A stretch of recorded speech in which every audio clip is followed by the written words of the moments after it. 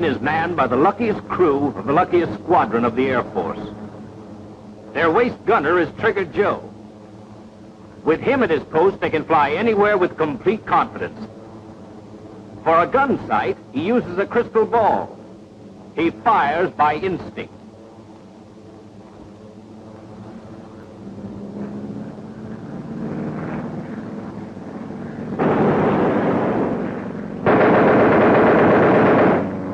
I'll say they're lucky. Lucky to be alive. Never mind that crystal ball, Trigger. He didn't have one. He didn't need one. There's science in that kind of shooting. Take a look at it. A fighter has fixed guns, all facing forward. To aim his guns, he must aim his plane. He's like a flying gun. In any type of attack, the fighter must aim at the spot where you will be by the time his bullets get there. In order to continue to fire at you, he must fly a pursuit curve. This is the time he is really dangerous to you.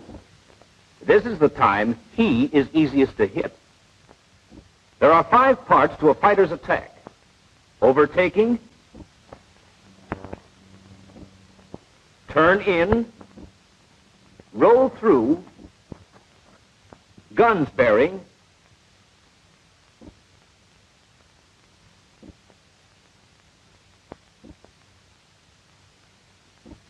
and breakaway. This is the pursuit curve. Now he is your target.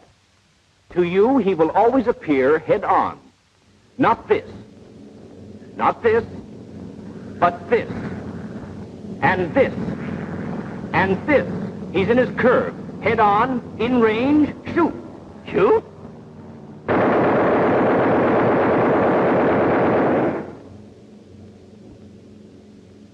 You know why you missed? You didn't allow for the forward motion of the bomber being imparted to the bullet. Oh, yeah. What was that? Remember when you were a paper boy? If you tossed the paper directly towards the porch, it went sailing by and lit next door? The same thing happens when you shoot from a moving plane. If you fire point blank at 90 degrees, the bullet continues to move in the direction you're going and will go off here. Before you fire, the bullet is moving with you on your line of flight. When you fire, the explosion sends it in a new direction. Upon leaving the muzzle, the bullet immediately turns and follows a direct path between them.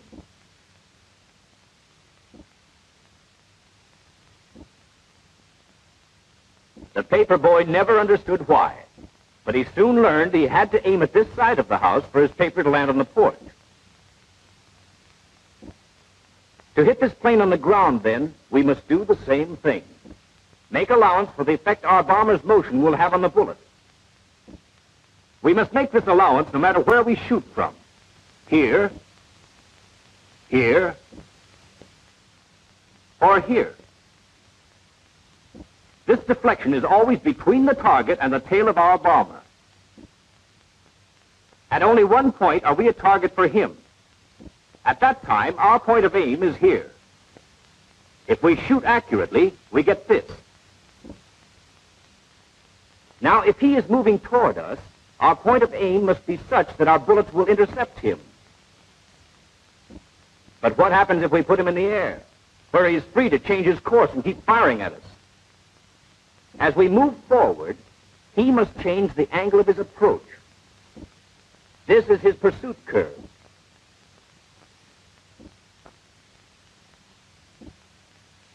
We apply the same principle of deflection we had for the moving plane on the runway. As long as he stays in his curve, we know where he will be and can intercept him.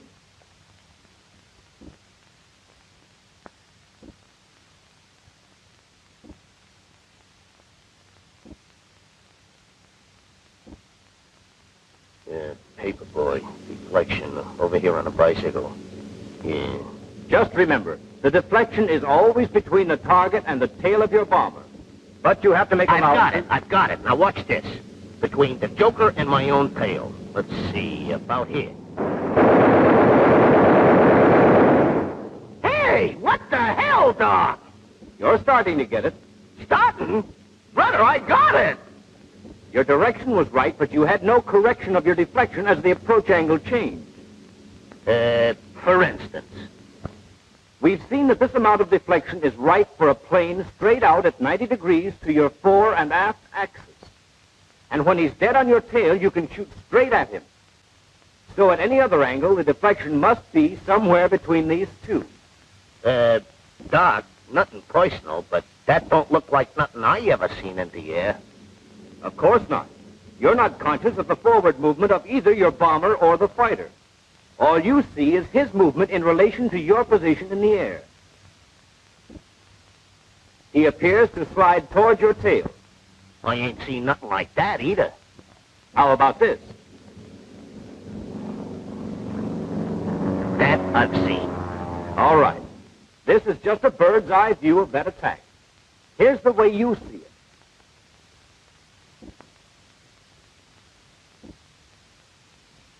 Oh, yeah.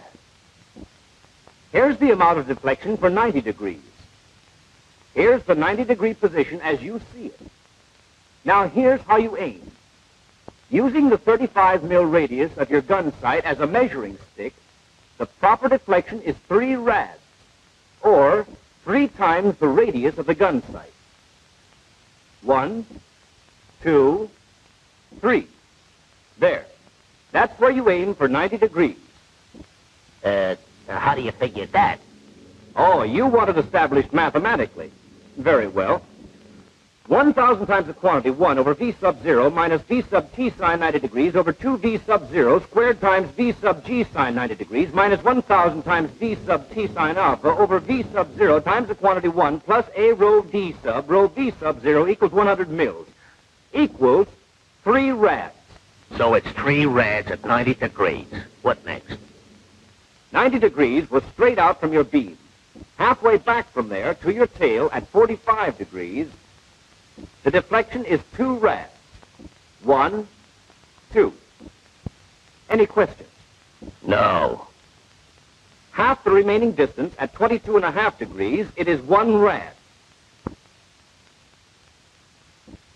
And half again at 11.25 degrees, it is only 1/2 rad. Out here, it's 3. Halfway back, it's 2. Half again is 1. And half again, 1/2. If you're flying a straight course and traveling at a true airspeed of 225, that's all you have to remember. Approach angle, amount of deflection for that angle. Now, when you're in the air, 90 degrees can be up, down, side, all the way around. It becomes a wheel. No matter where he is on that wheel, always allow a 3 rad deflection toward the tail of your plane. If he is coming in at 45 degrees above, below, front, or back, the wheel becomes a cone with your fore and aft axis running through the middle. Doc, that don't look like nothing I ever seen in the air. I know. In the air, all you see is straight out for 90 degrees. Then halfway back, about here for you, the 2 rad position. It's easy to find. Just remember, it's a complete circle all around your plane. Halfway again, at the 1 rad position, the cone becomes smaller and continues to diminish with the angle of the approach. Frontal attacks are exactly the same, even though they may not at first appear to be sliding towards your tail. But if you aim here, see what your forward motion does to your bullet. Change your aim in a direct line toward your tail, and there's one less fighter to worry about. If it's a direct head-on attack, your forward motion does not affect the direction of the bullet. So you fire point blank as you do from the tail. When the angle is 11.25 degrees, give it the same 1/2 rad deflection toward your tail. At 22.5 degrees, 1 rad. At 45 degrees, 2 rads. And at 90 degrees, 3 rads. Okay, I got it. Give me a plane. Give me a plane. Here's a high side attack. 90 degrees, straight out. This is the position of your bomber. Where would you aim? 90 degrees, 3 rads towards my tail. 1, 2, 3. There you are. Well, 3 rads is right. But you'd have to have a weird-looking tail for that direction to be in line. Take a line from the target to the tail that was built on the plane and put your sight on it. There. Hey, wait a minute. No fighter is going to sit still like that for you. It is constantly sliding toward your tail. So you have to keep changing your amount of deflection to have the right aim at the key positions. From the nose to the beam, it is increasing.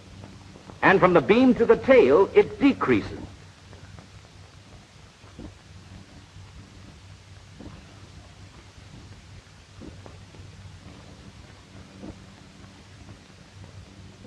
Here's one last tip. As soon as he gets in range, fire a 2-second burst. Check your angle and fire another 2 seconds. Remember these 3 points. Shoot only when he is attacking you and in range.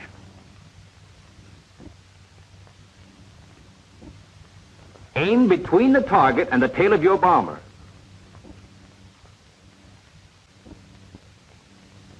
Estimate the approach angle and apply the correct deflection. Now, that's the story. Think you can do it? Certainly. Give me a plane. Ready? Here he comes. Well?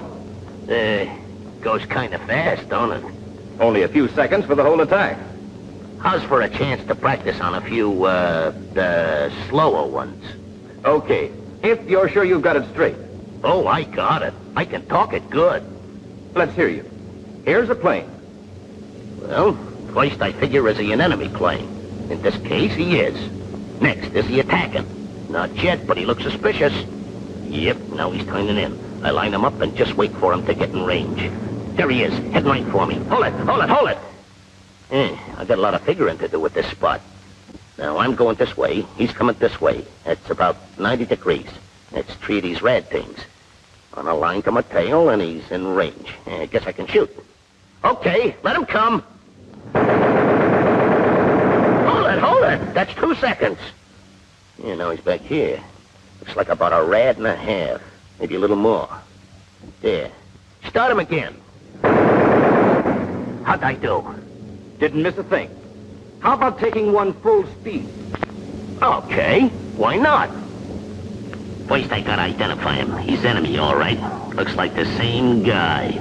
Yeah, maybe I'll get him this time.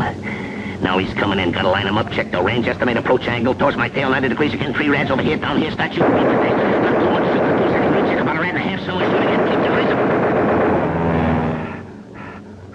Look, Trigger, look at the plane.